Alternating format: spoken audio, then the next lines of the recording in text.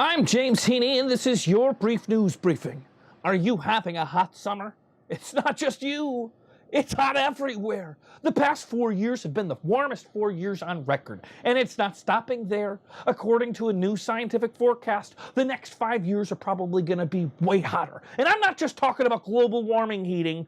This goes beyond what the steady increase of global warming and what that would produce on its own. It could include another record warmest year, even warmer than the current record set in the year 2016. It could also include increased risk of heat extremes and a major event somewhere in the Earth's ocean. And I'm not talking about the Meg. I'm talking about a heat event somewhere in the Earth's ocean. This ocean event is the kind of event that would trigger the die-offs of the coral reefs across the tropics. And who knows, maybe have a mega shark, I'm not sure. The overall warming trend means that each successive decade tends to be warmer than the last. And assuming that the steady rate of global warming continues, that means we already have rising temperatures and we will get an added boost. This study is a forecast based on probability, not on certain outcome. Already 2018 is shaping up to be a pretty warm year. I'm sweating right now. Although not record-breaking, it's too early to determine where the year as a whole will rank at the end of the day. This is only one study, but it's hot out there right now, so it seems spot on, right? Huh? Well, stay cool. Electric scooters. Have you heard of them? Have you seen them? Have you ridden on them? In the past months, Bird and Lime scooters have recently become as much a part of the Santa Monica and Venice Beach landscape as suntans, tourists, and palm trees. But today, a vote could change all of that in an instant. According to an email sent out by Bird on Monday night that I, James Heaney, personally received, Bird scooters are going to get deactivated, and they might stay that way. Here's a quote for you. All Bird scooters are unrideable today and will return depending on the outcome of the City Hall meeting on Tuesday at 5 p.m. Recently, the city of Beverly Hills banned all shareable electric scooters from its city limits. Is that where this is going? Sure. People make horrible choices with the scooters. They ride two people at a time. They ride on sidewalks. They go the wrong way on a one-way street. They cut off cars. I've seen babies in backpacks and nobody with a helmet on a Bird scooter flying down the street. They're running people over. People are getting injured all over the place. Parents are letting children as young as 5 drive them when you're supposed to be 16. In fact, just to get an account, just to unlock your first Bird scooter, you take a picture of your license, and that's how you verify your identity as a licensed driver. But should we be holding a company accountable for the consumers that are using their product?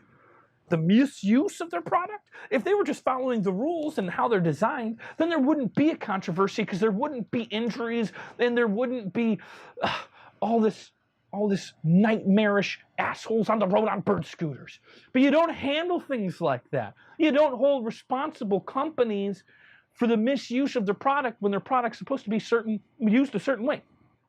Otherwise, we wouldn't have this huge gun control debate. Because I'll tell you what, people aren't using them responsibly. We're not going to gather them all up and say that the companies can't distribute them. But on the other hand, I actually think that might be a good idea. Maybe this could set a precedent. United States Defense Secretary Jim Mattis, or as we know him, Mad Dog Mattis, is satisfied that creating a space force as a separate military service is the right way to go. And it's the right way to reorganize the Pentagon's approach to space. Last year, Mad Dog Mattis said that he opposed a move in Congress to create a separate space force. He said that his emphasis then was on establishing a consensus about what the Pentagon's space problem is before recommending a way to fix it. That sounds entirely reasonable for a guy nicknamed Mad Dog Mattis. Vice President Mike Pence announced on Thursday that the Trump administration would push for creation of a Space Force as a 6th separate military service by 2020.